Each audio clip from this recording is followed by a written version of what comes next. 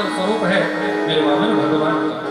गुरु बृहस्पति जी ने यज्ञोपवीत संस्कार किया है, माता पार्वती जी ने भिक्षा के लिए पात्र दिया है, दिशाओं के स्वामी छत्रपतियों ने छत्र प्रदान किया है। जैसे ही गुरु दक्षिणा देने के लिए गुरु बृहस्पति जी के पास पहुंचे कि गुरुदेव मैं आपको गुरु दक्षिणा में क्या दूं, तो बृहस्पति जी कहने लगे छोटी मोटी दक्षिणा से मैं प्रसन्न होने वाला नहीं, यदि मुझे प्रसन्न करना चाहते हो तो जाओ राजा बलि के द्वार पर जाओ और त्रिलोकी की भिक्षा लेकर आओ और मुझे प्रसन्न करो, उस भिक्षा से मैं प्रसन्न हूं। मेरे वामन भगवान राजा बलि के द्वार पर त्रिलोकी की भिक्षा लेने के लिए चले हैं। हम आप भी अपनी अपनी भिक्षा वामन भगवान को समर्पित कराएं। सुंदर भाव है, साक्षात मेरे नारायण जैसे ही राजा बलि के द्वार पर पहुंचे हैं, राजा बलि ने जैसे ही वामन भगवान का सौंदर्य देखा है, कहने लगे गुरुदेव ऐसा प्रतीत हो रहा है मानो साक्षात नारायण ही मेरे द्वार पर आ गए। साक्षात शुक्राचार्य कहने लगे राजन लग तो मुझे भी ऐसा ही रहा है, बड़ा बड़ा सुंदर स्वरूप मेरे वामन भगवान का। माला जप रहे हैं, मुखमंडल पर एक स्मित हास्यता है, मुखमंडल पर एक आभा है, एक तेजस्विता है, एक तेजस्विता है, एक आनंद छलक रहा है, एक आनंद का दर्शन है। मेरे वामन भगवान को देखकर राजा बलि कहने लगे प्रभु मेरा मन हो रहा है आज अपना सर्वस्व ही आपको दे दूं, अपना सर्वस्व ही आपकी झोली में डाल दूं। पर वामन भगवान बोल नहीं रहे, कुछ बोल नहीं रहे, बस सुन रहे हैं। माला चल रही है। गुरुदेव मैं इतनी देर से इनसे कुछ ना कुछ बोल रहा हूं पर ये बोल ही नहीं रहे हैं। बोले देख नहीं रहे हो माला जप रहे हैं, माला चल रही है, कैसे बोले? इनकी तो भी माला चली हुई है। और सच्चा भजनानंदी वही होता है जो माला जपते जपते बीच में ना बोले, माला पूर्ण होने के बाद ही बोले। अब तो राजा बलि की श्रद्धा और भी बढ़ गई कि ऐसा भजनानंदी 52 अंगुल का स्वरूप है मेरे वामन भगवान का। सुंदर स्वरूप, सुंदर आकर्षण भरा तेजस्वी रूप मेरे वामन भगवान का।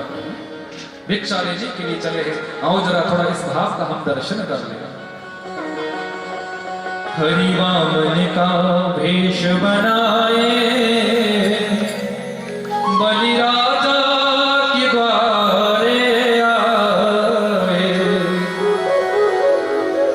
हरि वामन का भेष बनाए बलि राजा के द्वारे आए, हरि वामन का भेष बनाए बलि राजा के द्वारे आए, हरि वामन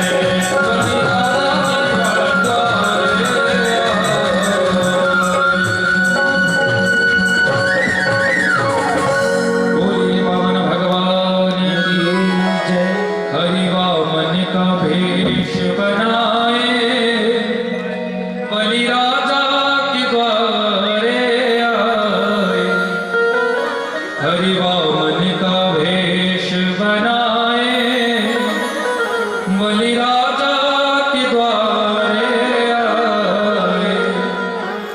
मेरे वामन भगवान राजा बलि के द्वार पर गए हैं। राजा बलि का मन है कि मैं आज सर्वस्व अपना दे दूं। माला पूरी होने पर मेरे वामन भगवान बोल पड़े हैं, राजन बड़े देने की बात कर रहे हो, करोगे क्यों नहीं? क्योंकि तुम्हारे पिता विरोचन भी बहुत बड़े दानवीर थे। तुम्हारा पूरा कुल ही दानदाताओं का है। यदि तुम दान की बात कर रहे हो तो इसमें कोई आश्चर्य नहीं। पर राजन, मैं तो कभी किसी से लेता ही नहीं, मैंने तो कभी किसी से कुछ लिया ही नहीं, इसलिए मैं तुम्हारी इस इच्छा को पूरा नहीं कर सकता। चरणों में राजा बलि गिर पड़े हैं, प्रभु ये आप क्या कह रहे हैं? मैं इतनी देर से आपसे निवेदन कर रहा हूं कि मैं आपको कुछ देना चाहता हूं और अंत में आप कहते हैं कि मुझे चाहिए ही नहीं। आपसे मेरा निवेदन है कि कुछ ना कुछ तो आपको मेरे यहां आप आए हैं तो कुछ ना कुछ तो लेना पड़ेगा। अच्छा राजन, क्या दे सकते हैं? बोले यदि आप कहें तो मैं किसी सुंदर ब्राह्मण कन्या के साथ आपका विवाह करवा दूं। बोली यदि विवाह होगा तो 1 से 2 हो जाएंगे, फिर तो रहने की व्यवस्था भी करवानी पड़ेगी। बोले हाँ हाँ, आप चिंता काहे को करते हो? जिस भी महल की ओर आप इशारा कर देंगे वही महल आपको दे दूंगा। अच्छा चलो, रहने की व्यवस्था आपने कर दी, फिर खाने पीने की? बोले आपको क्या चिंता, भंडार आपके लिए खोल दूंगा, जो आपको चाहिए होगा वो मिलेगा।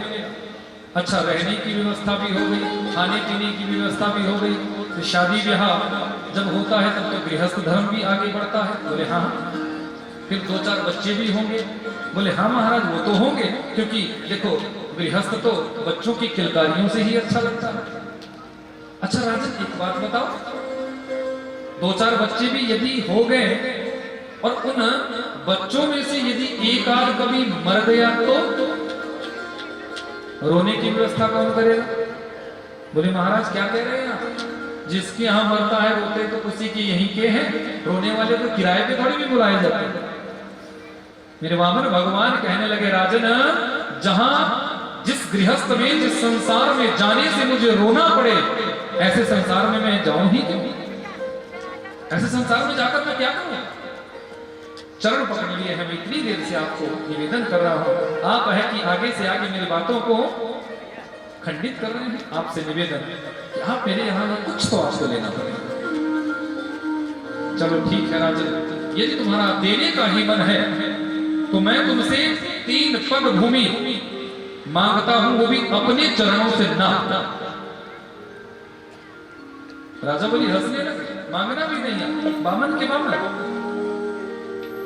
अपने कदमों से 3 पग भूमि मांगो, त्रिलोकी के सम्राट से 3 गज भूमि मांगी। भगवान मन में विचार करते हैं, राजन 3 पूरे कर देना तब समझूंगा बहुत बड़े दानवीर हो। अच्छा, जहां से आपका मन हो ना वहां से ना। भगवान ने कहा दान देने की बड़ी बड़ी बातें इतनी देर से कर रहे हो, पर दान देने की मर्यादा नहीं जानते। बोले कौन सी मर्यादा करो? बोले पहले संकल्प करो, क्योंकि बिना संकल्प से मैं कभी लेता नहीं। करने के लिए अपना तीसरा चरण मेरे पतिदेव के शीश पर ही विराजमान करा। भक्तवत्सल भगवान ने की यह श्रेष्ठ धर्म पत्नी, जिन चरणों की जरा सी धूली प्राप्त करने के लिए भी बड़े बड़े पंडित, पुजारी, यति, योगी हजारों वर्षों तक तप करते हैं कि जरा सी चरण धूली मिल जाए। उन चरणों को ही आज विंध्यावली ने अपने पतिदेव के शीश पर विराजमान करवा दिया। भक्तवत्सल भगवान की जाओ राजन, तुम्हारा संकल्प पूरा हुआ। मैं अपनी इच्छा से तुम्हें देवताओं के लिए जो दुर्लभ लोक है वो सुतल लोक देता हूं, आप उसमें वास करो। राजा बलि ने निवेदन किया, प्रभु ठीक है, यदि आप कहते हैं तो मैं वहां जाकर रहूंगा, लेकिन जब भी महलों में प्रवेश करूं द्वार पर आपका दर्शन पाऊं, जब भी महलों से बाहर निकलूं द्वार पर आपका दर्शन पाऊं। राजन इसका मतलब तो ये हुआ कि आज से मैं तुम्हारा द्वारपाल, आज से मैं तुम्हारा चपरासी? मैंने ये तो नहीं कहा, डायरेक्ट नहीं कहा, पर इनडायरेक्ट तो मतलब यही है। कब तुम अंदर जाओगे, कब तुम बाहर आओगे, मुझे क्या पता? मुझे तो 24 घंटे तुम्हारे द्वार पर पहरा देना होगा। बोले प्रभु ये मैं नहीं जानता, बस द्वार पर आपका दर्शन पाऊं। भगवान ने कहा जाओ राजन, तथास्तु। जब जब भी तुम महलों में प्रवेश करोगे द्वार पर मेरा दर्शन पाओगे, जब जब तुम महलों से बाहर निकलोगे द्वार पर मेरा दर्शन पाओगे। ये मेरा गोविंद है, ये मेरा बांके बिहारी सरकार है, जो अपने भक्तों का द्वारपाल बनना भी स्वीकार कर लेते हैं। भक्त वत्सल भगवान जी की अष्टम स्कंद का विश्राम। नवम स्कंद में राम कथा का दर्शन हुआ। देखो, कृष्ण कथा का प्रवेश द्वार है राम कथा, और राम कथा का प्रवेश द्वार है शिव कथा। राम कथा सुनने से पहले शंकर जी की कथा संक्षिप्त रूप में गाई है, और कृष्ण कथा श्रवण करने से पहले राम कथा का संक्षिप्त दर्शन हुआ है। क्यों? क्योंकि राम कथा हमें मर्यादा देता है। जब तक मर्यादा का चश्मा हमारी आंखों पर नहीं चढ़ेगा, तब तक कृष्ण कथा का वैचित्र्य हमें दर्शित नहीं, हम भटक सकते हैं। इसलिए राम कथा का दर्शन कराया कि राम कथा शशि किरण समाना, राम कथा शशि किरण समाना, राम कथा शशि किरण समाना, राम कथा शशि किरण समाना, संत चकोर कर जेहि पाना, संत गाइए कोई भाव से, जेहि पाना, मंगल भावन अमंगल हारी, मंगल भावन अमंगल हारी, मंगल भावन अमंगल हारी, मंगल भावन अमंगल हारी, रघु सुदशरथ अजिर बिहारी, रघु सुदशरथ अजिर बिहारी, रघु सुदशरथ अजिर बिहारी, रघु सुदशरथ अजिर बिहारी, जो आनंद सिंधु सुख राशि, जो आनंद सिंधु सुख राशि, सीकर कई लोक सुभाषी, सीकर कई लोक सुभाषी, राम सिया राम सिया राम सिया राम, राम सिया राम सिया राम सिया राम, राम सिया राम सिया राम सिया राम, सिया राम सिया राम सिया राम। राम कथा शशि किरण समाना, संत चकोर करहि जेहि पाना। राम कथा बंधु हमारे जीवन में मर्यादा देती है। कैसे किस संबंध को जीना है, कैसे किस रिश्ते को निभाना है,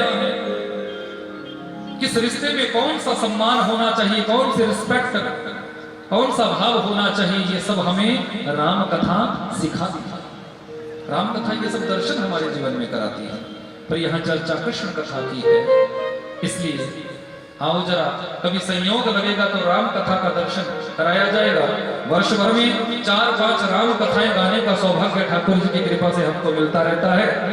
तो आओ जरा एक श्लोक में ही मैं पूरी राम कथा को गाऊं, और उसके बाद जिनकी प्रतीक्षा में आप 4 बजे से यहाँ बैठे हैं ना, उनकी कथा का आनंद ले, और 10 मिनट में ही ठाकुर जी का प्रकटीकरण हो जाए।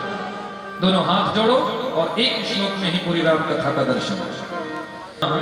कंस ने अपनी चचेरी बहन देवकी का विवाह वसुदेव जी के साथ करवाना चाहा। जैसे ही विदाई करने लगा है, खुद सारथी बनकर भागने लगा है, उसी समय आकाशवाणी हुई कि पति प्रवीण कंसमाहास्य शरीरवाद अस्यास्त्वम् अष्टमो गर्भो हन्तायां लहसे बुध। अरे पापी कंस, जिस बहन देवकी को तुमने प्रेम से विदा कर रहा है, इसी बहन देवकी का जो 8वां गर्भ होगा वो तुम्हारा काल होगा। जैसे ही अपने काल की सूचना मिली है, तुरंत रथ से नीचे कूद पड़ा है, म्यान में से खड्ग निकाल ली, देवकी को केशों से पकड़ लिया और मारने के लिए उद्यत हुआ है। वसुदेव जी ने निवेदन किया, राजन ये क्या कर रहे हैं? कि मृत्युर्जन्म बताम वीर देहेन सहजायते अद्यवाप्त शतान्तिर्वा मृत्युर्वै प्राणिनां ध्रुवम्। क्यों भूल रहे हो? जिस माँ के गर्भ से हमारा जन्म होता है, उसी माँ के गर्भ से उसी समय उसी दिन हमारी मौत भी जन्म ले लेती है। फिर किस मौत से बचना चाहते हो? बोले मुझे तुम्हारा ये ज्ञान नहीं सुनना, मैं इतना जानता हूं कि यदि देवकी मेरे काल को जन्म देगी तो मैं देवकी को जीवित नहीं छोड़ूंगा। वसुदेव जी ने तुरंत बात को बदला, चलो ठीक है, देवकी के बच्चों से तुम्हें वह है, देवकी से नहीं। मैं तुम्हें वचन देता हूं, जब तक देवकी 8 बच्चों को जन्म ना दे देगी तब तक हम आपके पास ही रहेंगे, और जो भी बच्चे जन्म लेंगे हम जन्म लेते ही तुम्हारे पास सौंप देंगे।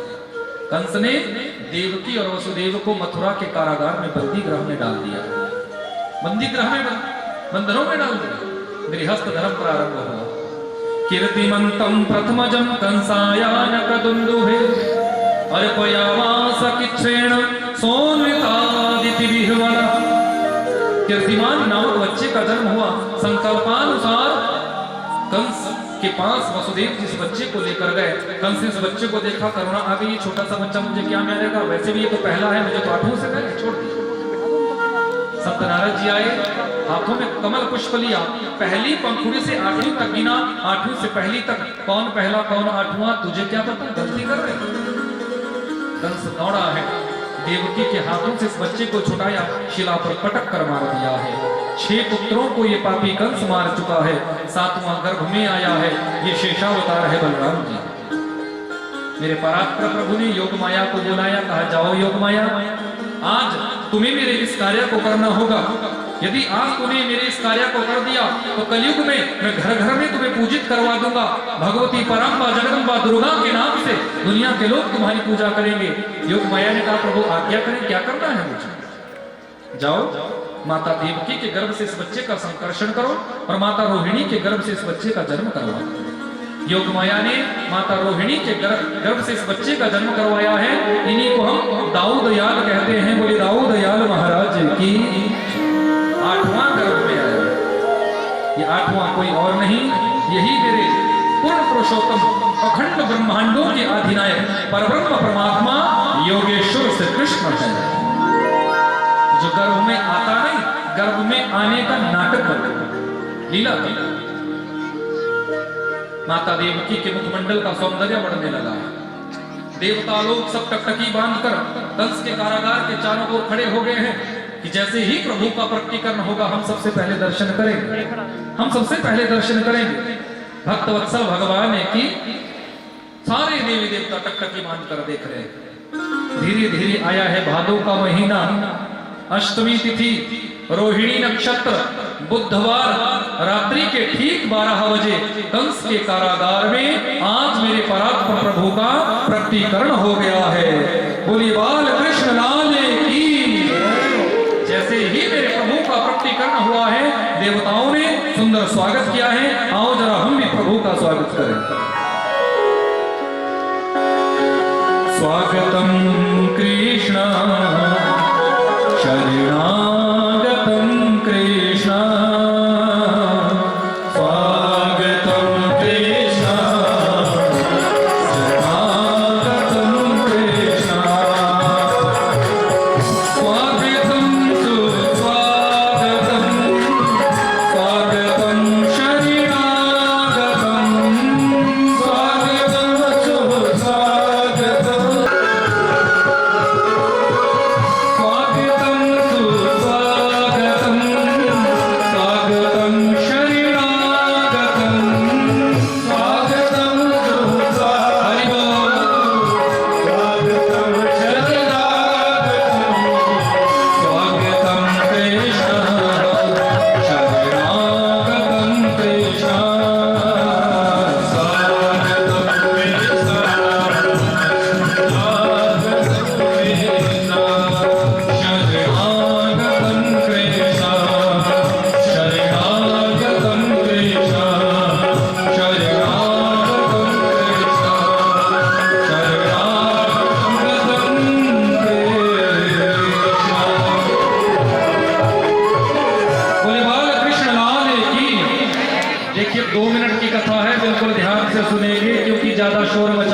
कंस जाग जाएगा। अभी कथा मथुरा की है, गोकुल में चलकर फिर हम उत्सव मनाएंगे। मेरे परात्पर प्रभु का प्रकटीकरण। भगवान ने कहा कि देखो वसुदेव जी, यदि आप चाहते हैं कि बड़ा होकर मैं आपकी रक्षा करूं, तो इस समय आपको मुझे यहाँ से सीधे गोकुल पहुंचाना होगा। आप यमुना मार्ग से मुझे लेकर जाओ और मुझे नंदरानी के यहाँ, नंद बाबा के यहाँ छोड़ कर आओ, क्योंकि नंदरानी ने जिस माया रूपी कन्या को जन्म दिया है, उस कन्या को अपने साथ लेकर आओ। गोकुल नगरी सजने लगी है, सारे ब्रज में धूम मची है। गोकुल नगरी सजने लगी है, जनमली और नंदलाल बधाई बजे अंगना में। जनमली और नंदलाल बधाई बजे अंगना में। बधाई बजे अंगना में, बधाई बजे अंगना में, बधाई बजे अंगना में, बधाई बजे अंगना में। जनमली और नंदलाल बधाई बजे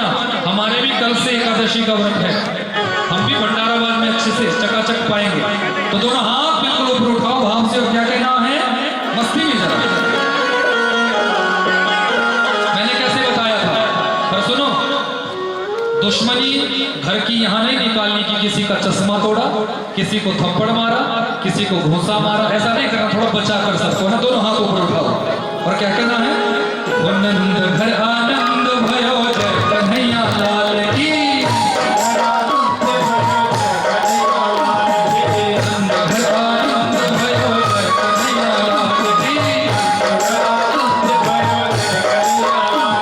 वो नंद घर आनंद भयो जय कन्हैया लाल की,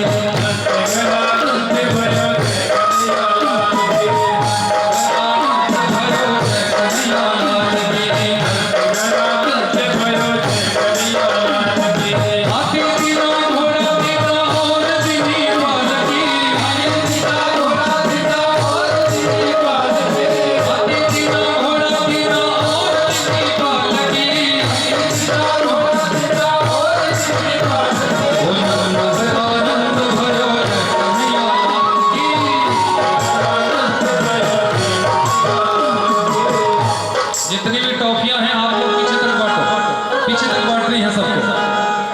और आप लोग हाथ नीचे नहीं करेंगे, सबकी गोदी में अपने आप गिरेगी। दोनों हाथ बिल्कुल उठाओ। ओ नंद घर आनंद भयो जय कन्हैया लाल की, नंद घर आनंद भयो जय कन्हैया लाल की, जय कन्हैया लाल की, जय हो प्रतिपाल की, जय कन्हैया लाल की, जय हो प्रतिपाल की, कन्हैया लाल की, जय हो प्रतिपाल की, कन्हैया लाल की, जय हो प्रतिपाल की, आनंद भयो जय कन्हैया लाल की, आनंद भयो जय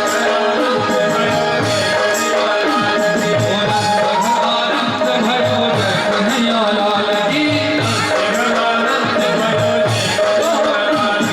हाथी बिना घोड़ा बिना और दीदी पालकी, घोड़ा बिना और दीदी पालकी, हाथी बिना घोड़ा बिना और दीदी पालकी, घोड़ा बिना और दीदी पालकी, नंद घर आनंद भयो जय कन्हैया लाल की, नंद घर आनंद भयो जय कन्हैया लाल की,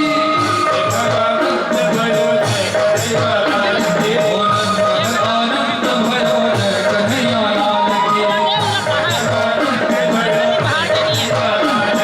हाथी बिना घोड़ा बिना और दीदी पालकी,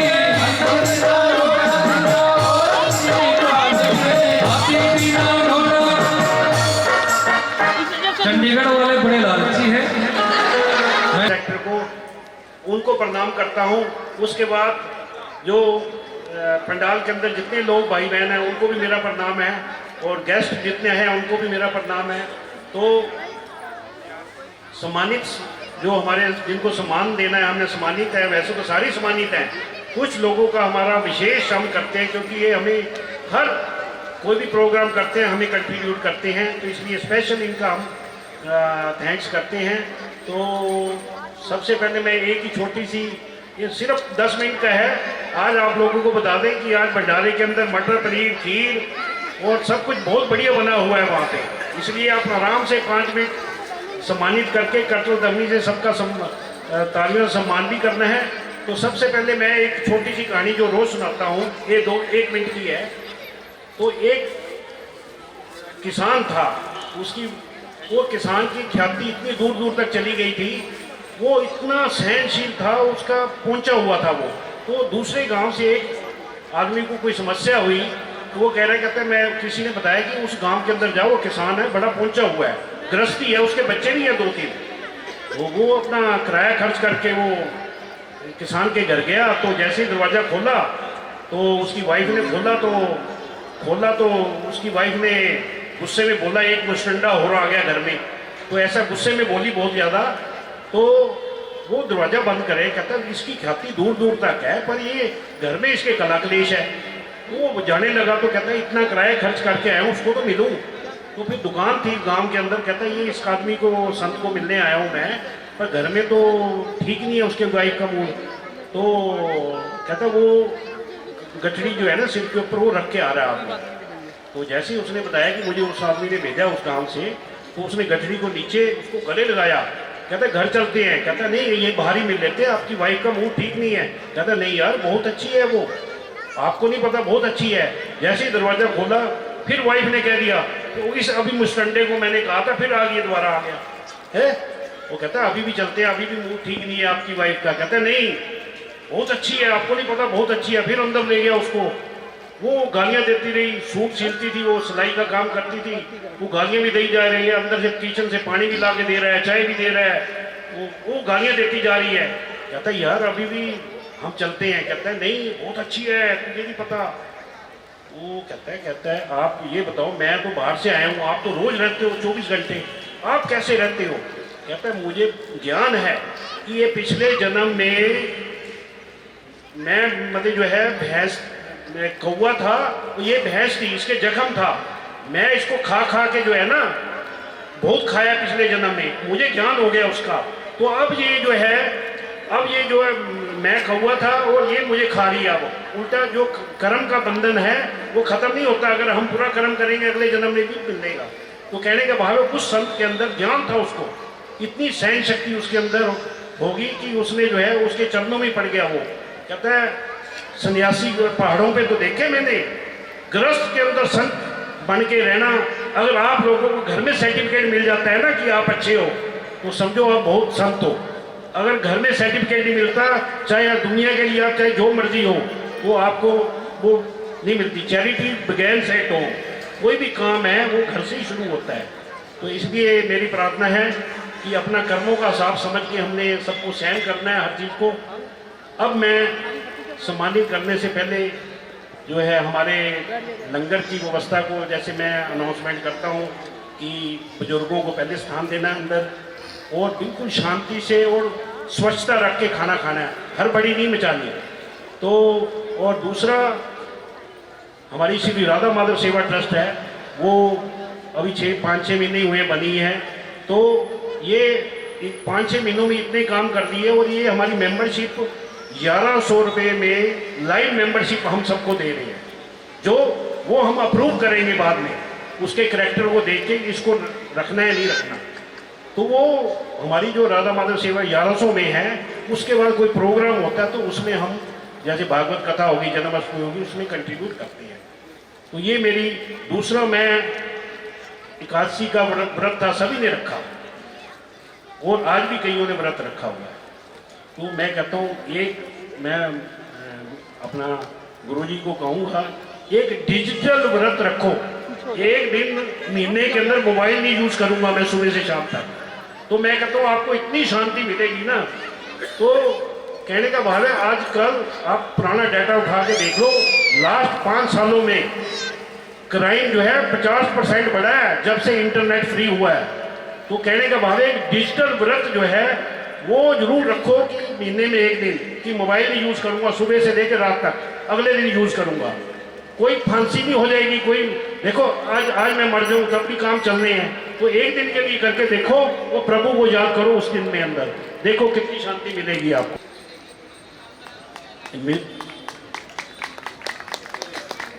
श्री नितिन जैन जी, इनके लिए भी जोरदार तालियां। देदी से आए हैं, ज्वेलर का काम करते हैं देदी के अंदर, तो इनका भी कर्तव्य लवली से जो है स्वागत करते हैं। तो महाराज जी से आशीर्वाद लेंगे।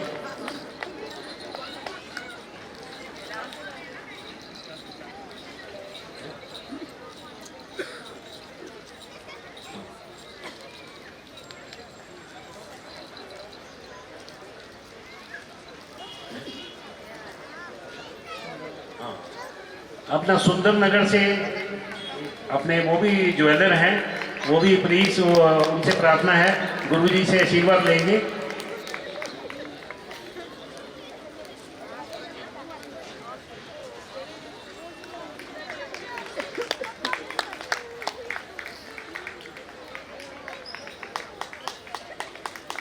किसी का फोन जो है ऊपर रह गया है, और हो तो ले ले अपना फोन, अभी जो ऊपर आया होगा। ये एक डेबिट कार्ड किसी का है, सुषमा शर्मा, वो भी अपना डेबिट कार्ड ले सकते हैं। अब हमारे बीच में जो है श्री HR नारायण जी, जो हमारे सबसे पुराने मतलब जो है ना सबसे सीनियर मोस्ट भारत विकास परिषद जो नेशनल लेवल पे है, उनके हमारे ऑफिस बेरर हैं। पर जो है ना ये बहुत ही मतलब अच्छे सोशल वर्कर हैं हमारे, बहुत ज़्यादा। मैं इनका ही जो है इनसे ही मेंबरशिप ली थी अपनी भारत विकास परिषद की, तभी से सोशल काम कर रहा हूँ।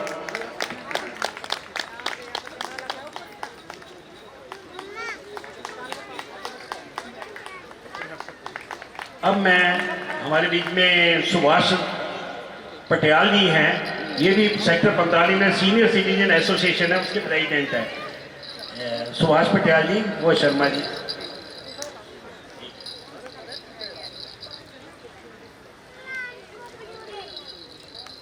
इसके बाद हमारे बीच में सभी समानता जो है हमें अजय अपना जो ब्यूरो चीफ हैं हमारे राकेश अष्ट जी, उनसे प्रार्थना है वो भी महाराज जी से आशीर्वाद देंगे।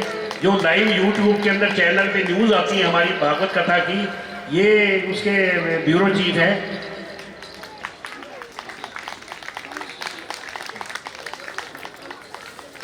वो चैनल जो है का जो है सभी समानता है, उसके लिए सब्सक्राइब करेंगे सभी समानता न्यूज़ जो है उसके ऊपर जो है ये सभी सब्सक्राइब करेंगे, उसको देखेंगे भी। हमारी भागवत का पूरा प्रसारण वहाँ पे हो रहा है। मिसेज पूजा बख्शी अगर हैं तो वो भी आए, इधर से आए, हाँ लास्ट से। ये भी एक सेक्टर 45 में प्रेसिडेंट है, वुमेन और child and women welfare association की प्रेसिडेंट हैं ये, चंडीगढ़ की। ये भी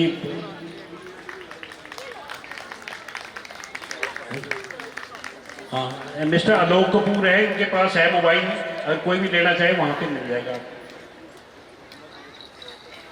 इसके बाद हमारे जो है हमारे कार्डियोलॉजी डिपार्टमेंट जो PGI के अंदर से, उसके बाद सुनील सेठी जी रेडी रहेंगे।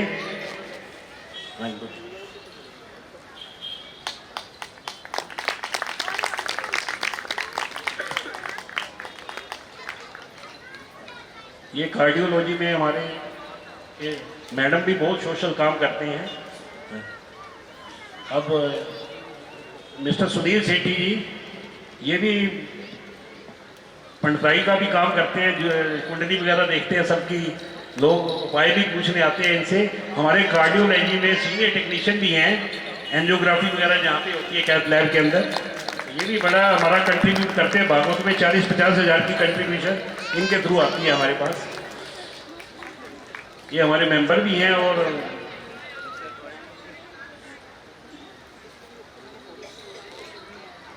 इन्हीं शब्दों में आप अपनी वाणी को विराम देते हैं। धन्यवाद। जीत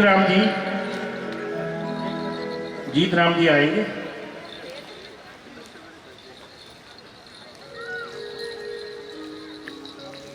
इनके लिए भी करतल दबड़ी से, ये भी बड़ा परमात्मा के भगत हैं बहुत।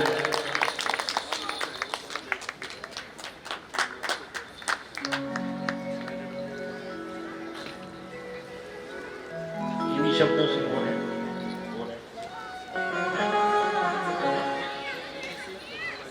एक दिल्ली से और एक कोटगढ़ से जो भी महाराज जी के भगत आए हैं वो भी आ जाएंगे, उनको भी सम्मानित करेंगे।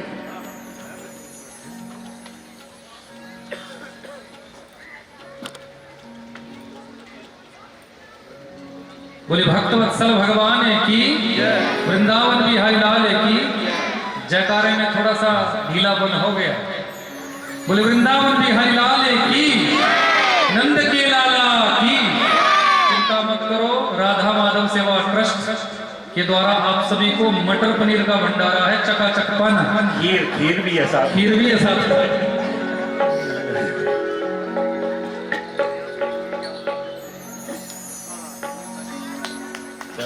धन्यवाद। इन्हीं शब्दों से मैं अपनी वाणी को विराम देता हूँ। धन्यवाद।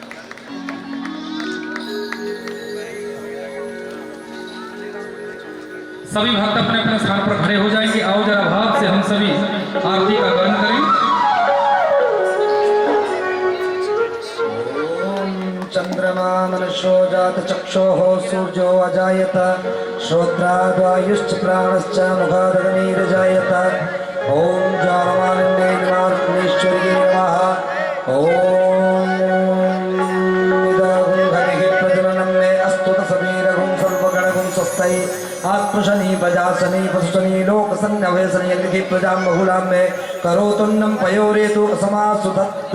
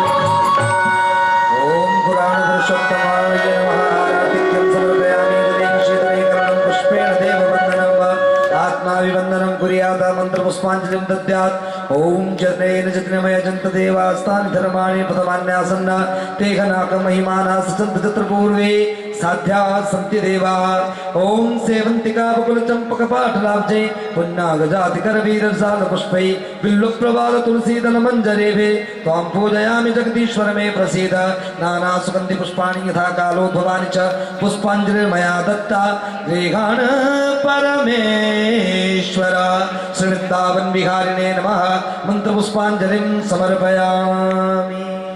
बोलिए वृंदावन बिहारी लाल की जय, भक्तवत्सल भगवान की जय।